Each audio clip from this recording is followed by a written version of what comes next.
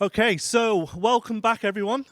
I've got one of my other favorite essays coming to the stage now, who's going to talk about probably what I feel is one of the most overlooked powerful features of the MongoDB database as a NoSQL database. Our aggregation pipeline is surprisingly powerful if you really learn how to leverage it. So I'll welcome to the stage Peter Fitch, who's one of our solution architects at MongoDB, who will walk you through that. Thanks, Matt. And hello, everyone. Hope you've been having a great day at the conference so far. As Matt said, I'm here to talk about getting more out of aggregation. And you might have seen on the door, it says, get more dollar space out of aggregation. If you're here to learn how to make money, you might do, but this is going to be more on the technical side. So the idea for this talk came out of when I joined MongoDB about 18 months ago. I was learning all about how to manage databases, all about how to model data using the document model. And the thing that captured my imagination most about MongoDB was the aggregation framework. Because in today's digital society, the more you can do and the more you can get out of your data, the more valuable it becomes. And so I invested a lot of time in learning about aggregation, using all of the resources available, and we've seen announcements today about MongoDB University, which is a fantastic resource that I would definitely recommend if you haven't looked at it yet, to go away and have a look at that later. But what are the other ways that you can get more out of aggregation? So moving on. In today's session, we're going to cover three things. We're going to start by looking at a few of my favorite projects that have been done using MongoDB aggregation and things that inspired me to try to push the limits of the technology and further my understanding of it so that I could use it in many different use cases. We're then going to focus in on a particular area of interest, which is arrays. And as you might know, with the document model in MongoDB, we don't need to split our data into rows and columns across multiple tables. We can model those one-to-many and many-to-many relationships using arrays and nested subdocuments. And the aggregation pipeline supports that through powerful array operators. And we're going to look at some of those. And then to cap it all off, we're going to look at an applied example, something that I've come up with that's a good thought exercise and demonstrates some of the ways that you can build more complicated aggregation pipelines with some of the existing tools. So as I mentioned, the aggregation framework has a huge potential, and there are lots of resources available to learn about it. So one of the things I like to do every year, and we're coming up to December, which means it's time to do this again, is the Advent of Code. Raise your hand if you've come across this challenge before. I can see quite a few of you. It is a bit dark, but it seems like this is not a new concept for a lot of you. But a lot of people will open their Advent calendar. They'll find chocolate inside. That's great. The best kind of thing I get in my Advent calendar are new coding puzzles. And so I decided about this time last year that I would go ahead and attempt Advent of Code, try and get at least 50% of the challenges complete using only MongoDB aggregation. And this was a wonderful exercise to force me to go to the documentation, learn about the stages and operators that I hadn't tried to use before in university or in the other resources, and really get a deep understanding of the potential of the aggregation framework. So even if you're an aggregation expert, I guarantee there are things that you'll learn from going through this exercise.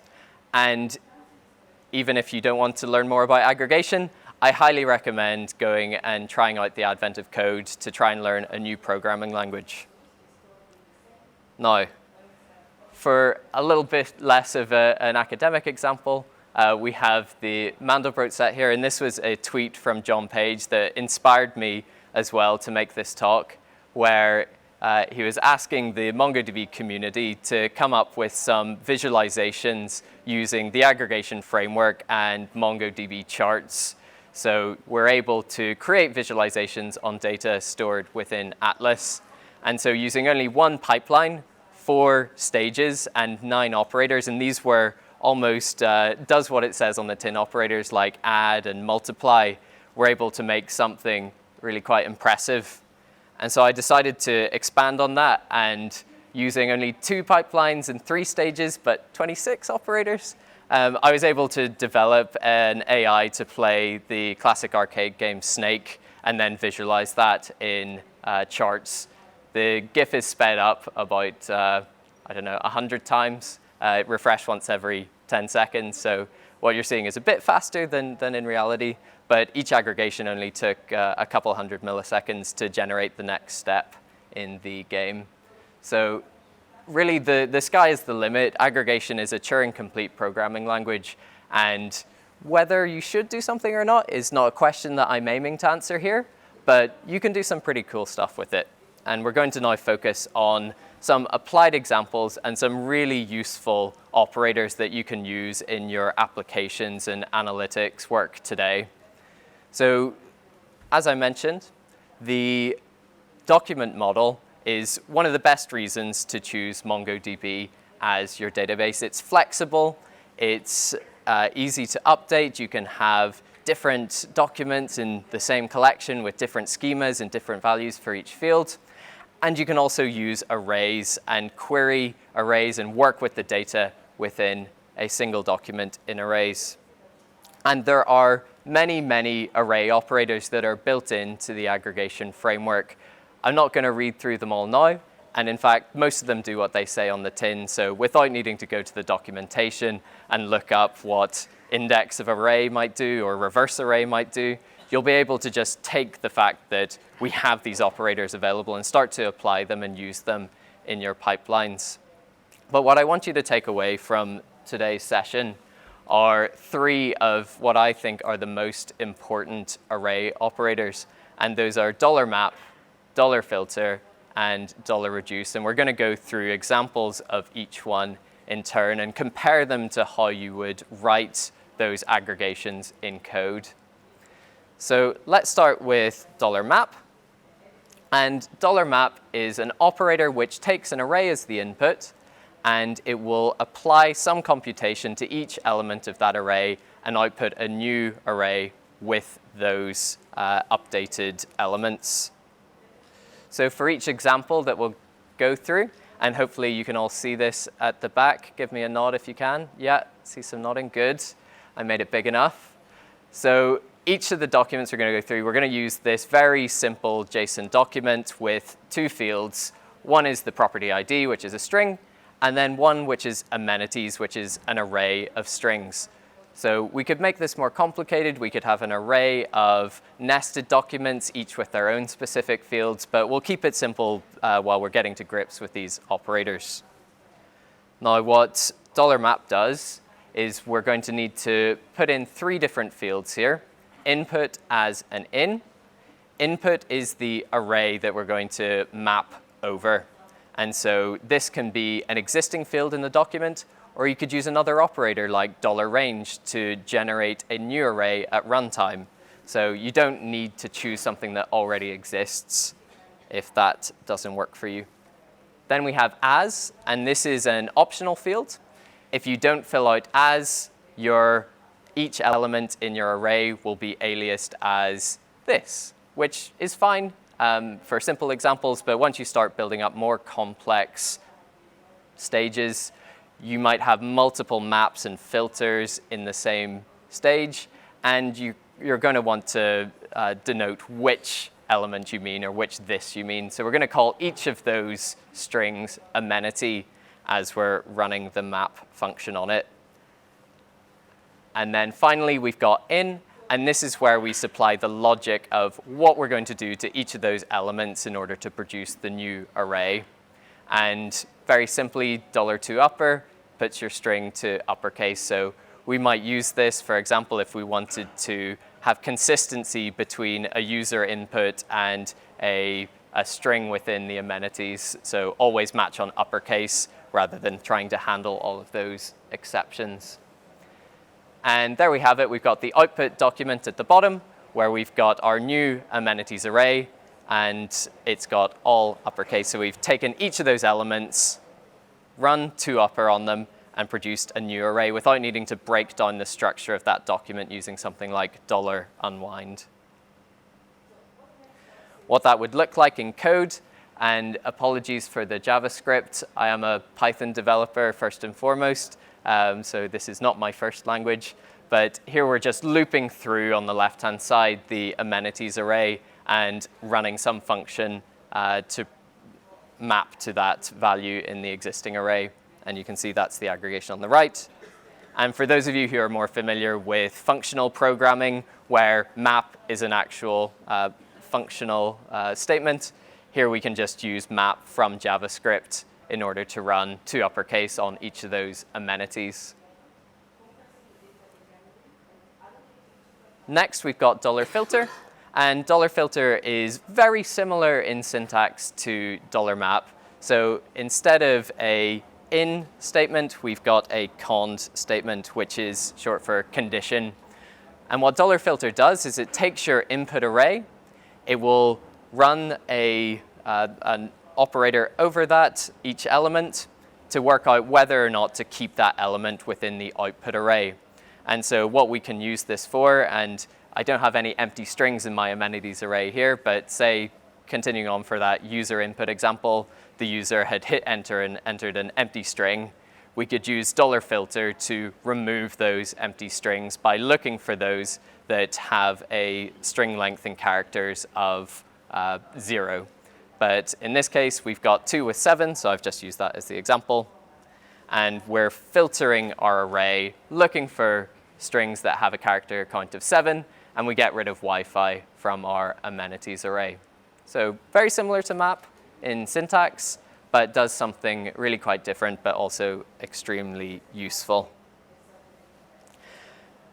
Lastly, we come to $reduce. And this is my favorite of the lot because you can implement map or filter or do both in one using $reduce. It's the all-purpose Swiss Army knife of array operators. And in fact, most of those array operators we looked at on the list earlier, we could re-implement our own version with $reduce to understand what's happening there.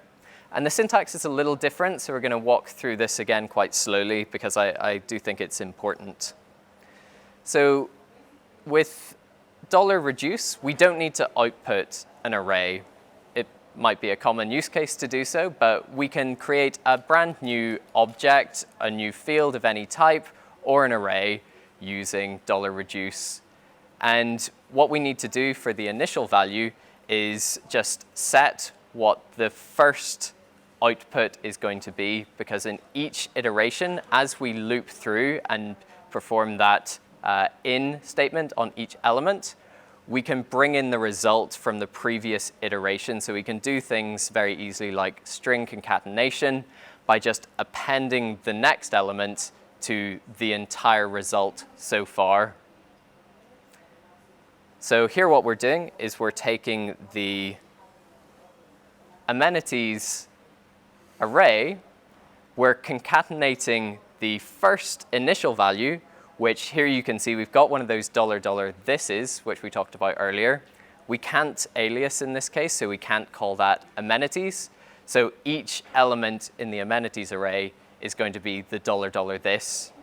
The value to the left of that is the current accumulated value of all of the elements so far. So when we apply this to the first element of the array, the initial value is the $value. So we start with that empty string, and we concatenate Wi-Fi, $this, and semicolon space. So we're just appending everything to everything that's come before. When we get to kitchen, the $value at that stage is going to be Wi-Fi, semicolon space, and so on until we get to the end. And so our final result from our $reduce is going to look like the amenities list field at the bottom of the slide. So here we could even add some more logic to say if it's the last value, so if it's the element at the value of the size of the length of the list, we would be able to handle that and run something different so that we don't append that semicolon space.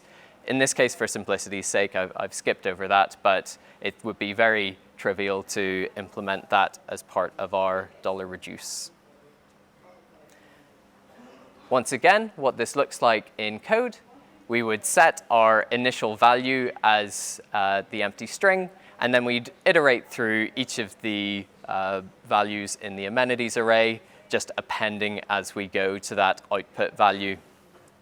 And yes, this is also a functional feature as well, where we can just supply a function as a value to the reduce function, where we have the return value being the concatenation, and then you can see after the curly bracket comma, we've got that initial value. So it's a shortcut syntax to that in functional programming.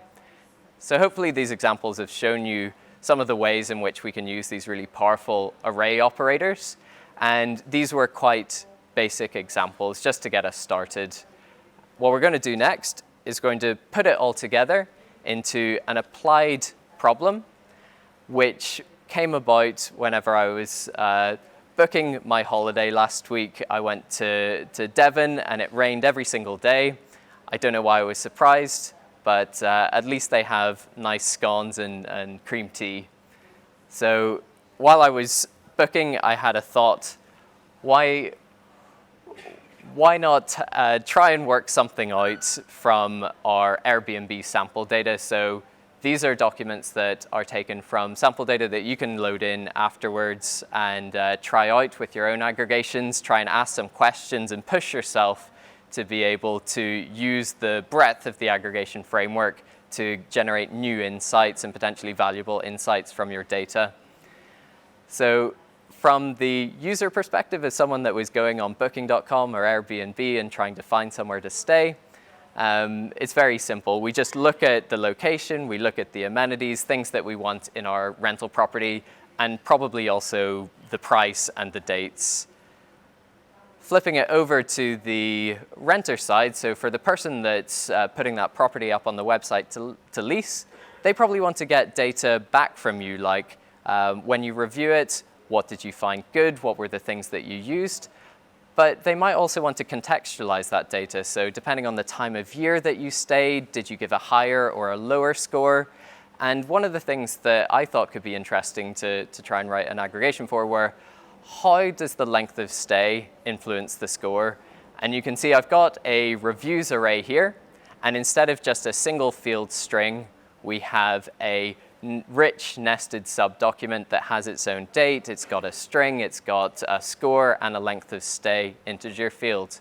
So the same principles apply whenever we're working with these type of nested documents as to single fields within arrays, where we can apply things like map, filter, and reduce, and still use the subfields within that array. And that's exactly what we're going to do. So we're going to use Compass to build this out. And for anyone who came to see me on the developer tools booth earlier, it's good to see you here. And this is exactly what I was talking about in terms of a good way of using some of the free tools available from MongoDB to be able to build up something rather quite complex, but using basic principles step by step to be able to build your aggregations.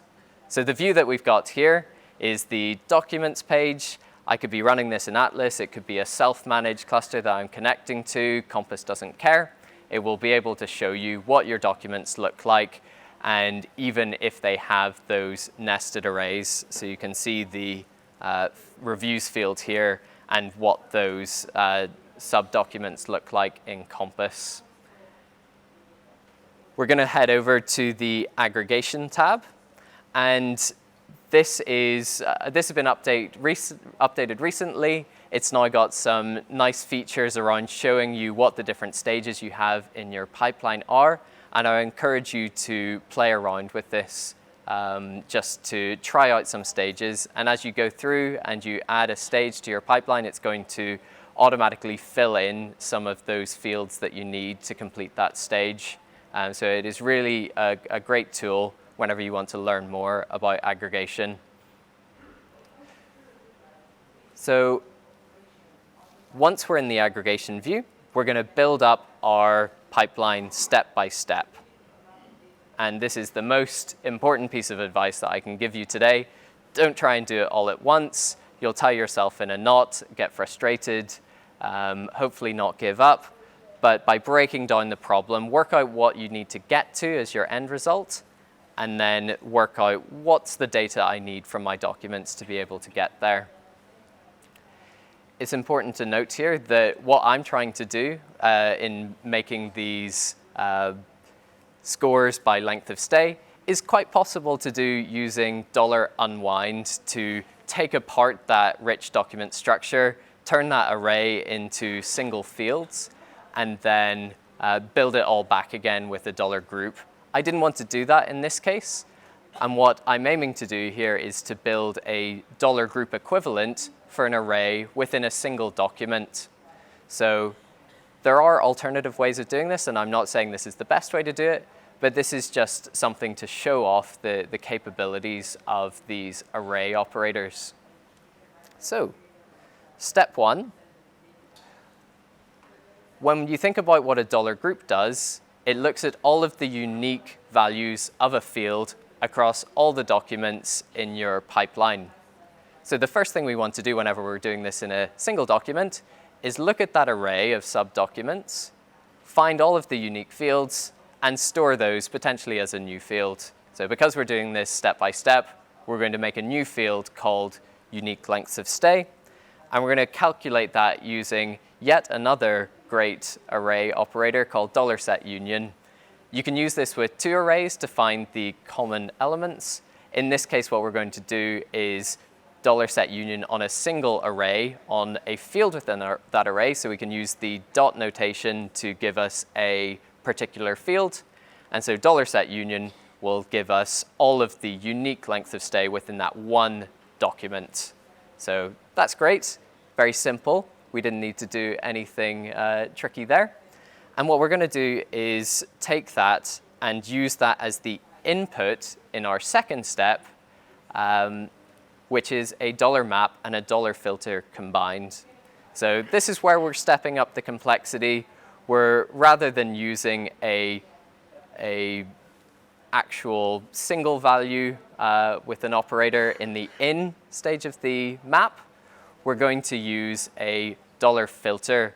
And so the output of this is going to be an array of arrays, where each element in the top array is an array with all of those grouped reviews by the length of stay. So how we do that is we use the input unique lengths of stay, which is our array of unique lengths, and we will take the input of the filter as the entire reviews array, and then filter down to only those reviews that match that same length of stay. Everyone with me? Good. So what that does is it gives us the array of arrays, and you can see here our reviews by length of stay array has each element is its own array, where the elements of that array are those grouped reviews. So what we've actually done in just 2 steps here is create our own $group stage within a single document.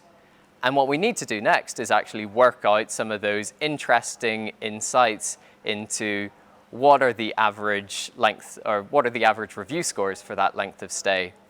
And you probably guessed from what we were talking about before, but what we're going to do to be able to calculate those is use $reduce. So in our final stage here, we've got our $reduce.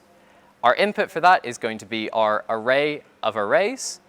And what we want as our output is just a single array. So no nested arrays. We just want a single array as the output, where we have the length of stay and the average score for each group. And this is actually very easy. We can use concat arrays to add the current value, so that $$ value that we were talking about earlier. Initially, that's just an empty array. And we're going to append a document to each of the results. And that document will have 2 fields. And so we can create our own shape for that subdocument here. And I could be calculating many different metrics, like the minimum score, the maximum score, the first and the last by date. And in this case, I'm just using one example, which is what's that average score by length of stay. And so these are really quite simple operators, just added into that dollar reduce to make something that will give us a lot of new insights into our data. And so our final result here is our grouped reviews field, and that's an array with objects which will tell us the length of stay and the average score for that length of stay. And this will be very useful for me if I'm renting out my property, because I might know that if I encourage people to just stay for a weekend, they're going to give me a higher score. People are going to be more likely to rent my property, and so I'm going to get more dollars out of aggregation. Sorry. So that was our final result. But what if I don't want to keep that in Compass? You know, we have these great developer tools, but not everyone wants to get a JSON output. We might want to do something, say, make some visualizations around that. So, oh yeah, and worth saying, we only use 7 operators there, so 7 things to take away from today, and all very useful, and only 1 stage. But what we can do in Compass is we can export our pipeline into a language. This actually works both ways around. So if someone sends you a MongoDB aggregation pipeline and you want to know what the heck it's doing, you can always load it into Compass. It'll break it down step by step, and you'll be able to see the output from each stage, and that will help you to understand what's happening with it. And in this case, I'm going the opposite way around, and I can export that into Python if I'm running a Python script that I need to get these insights in. Or I could copy paste it into charts, where we can build up a library of queries. And for those of you who haven't come across it yet, charts is just built into Atlas and is a great way of building visualizations on the data there. We can run aggregations whenever we generate each chart. And so this is a really easy way to add new fields on the fly and build views on top of your existing data. So here I've just simply added in those new fields, that grouped arrays, and I'm able to very quickly come out with a result like the following, which is showing me across all of my properties what is the mean review score by length of stay. And what this might tell me is that people who stay for 2 to 5 days really aren't having the best time. I might encourage them to stay either just for the night or to stay a bit longer to fully appreciate the quality of my property. So there you have it. In terms of what you can do next, hopefully you've learned something new already today, but one of those other resources that I was alluding to earlier was this really excellent book written by one of my colleagues, Paul Doan. And he's written a book about practical MongoDB aggregations. You can read it for free online as an ebook. And I would say, read it with your morning coffee, read it on the tube, go chapter by chapter, and it's full of really interesting examples and has been updated since with examples even on things like Atlas search, so using aggregation to run full text search like Marcus was just talking about on your documents stored in MongoDB. So I'll leave that up there for just a second longer so you can see the QR code. And finally, I would just ask, your feedback matters to us, and hopefully you had a good session. If you want to leave a review, it would be much appreciated. Okay, I think we've got 3 minutes left, so happy to take a couple of questions if there are any.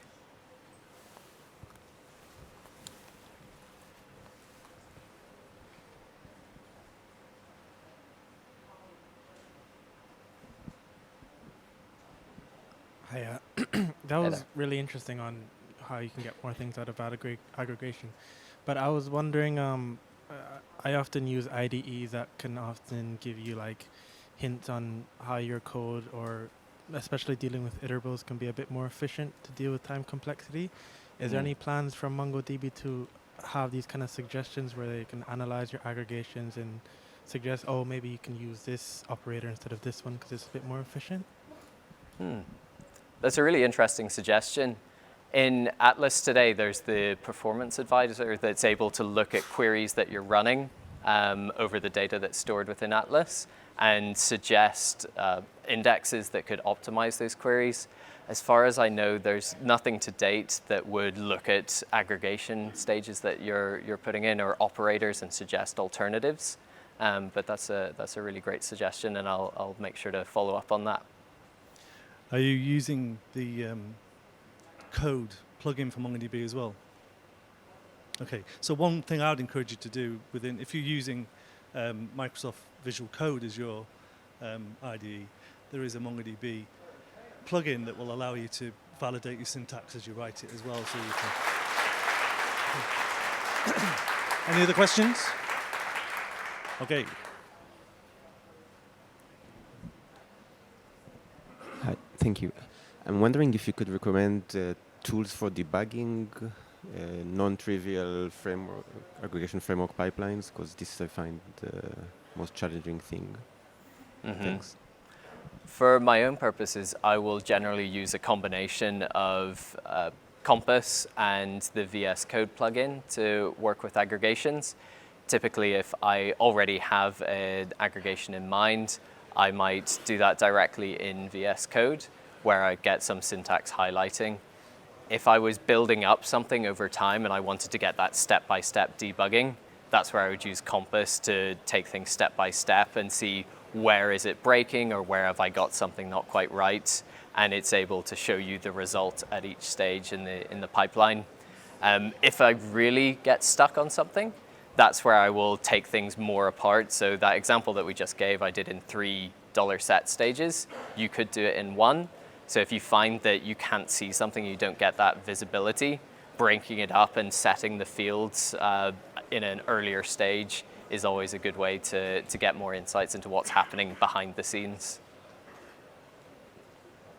Great. Well, thank you very much, Peter. That was greatly appreciated, very insightful, and Thank you. very informative. So yes, thank you everyone. If you could all. Thank you.